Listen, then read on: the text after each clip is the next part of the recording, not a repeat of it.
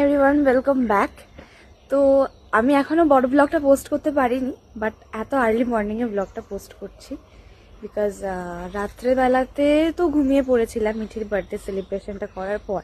আর এখন সকালবেলাতে আমাদের এলিফ্যান্ট সাফারি রয়েছে, ওটাতে আমরা যাবো কিছুক্ষণের মধ্যে 5 মিনিটে জাস্ট বেরোবো।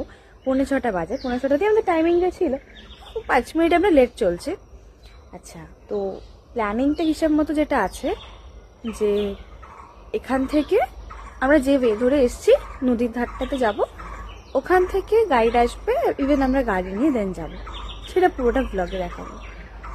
তার আগে এত ময়ূর ডাকছে এখানে কনস্ট্যান্ট ওয়েতে। আমি যখন ফ্রেশ হচ্ছি রেডি হচ্ছি ইভেন তখন থেকে ময়ূর ডাকছে। এখন তো অনেকটা আলো হয়েছে ইভেন, কিন্তু এতটা আলো তখন ছিল না, পুরো ঘুটঘুটে অন্ধকার।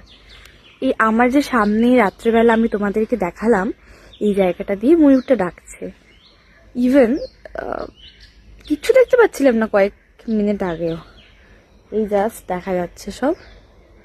এই দিকটা একটু বেশি ডেন্স, বাট আওয়াজটা এই দিক থেকে আসছিল, বুঝতে পারছিলাম না আমরা। তো এই আর কি, রেডি তো হয়ে গেছি, ঠান্ডা ঠান্ডা আছে ওই জন্য সোয়েটার তো আনিনি খুব একটা, এক্সচেঞ্জ করে পড়ছি এবার। আর খুব সুন্দর লাগছে ওয়েদারটা এখানে। এই দেখো, এটা হচ্ছে আমাদের মানে আমরা যেখানে রয়েছি রিসর্টটা ওয়েস্ট বেঙ্গল গভর্নমেন্টের, সেটা।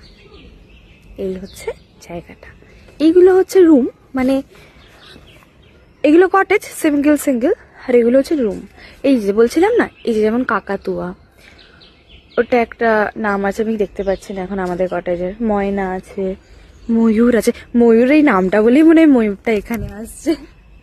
যাই হোক, খুব ভালো লাগছে দেখতে এবার আস্তে আস্তে জায়গাগুলো, খুব সুন্দর।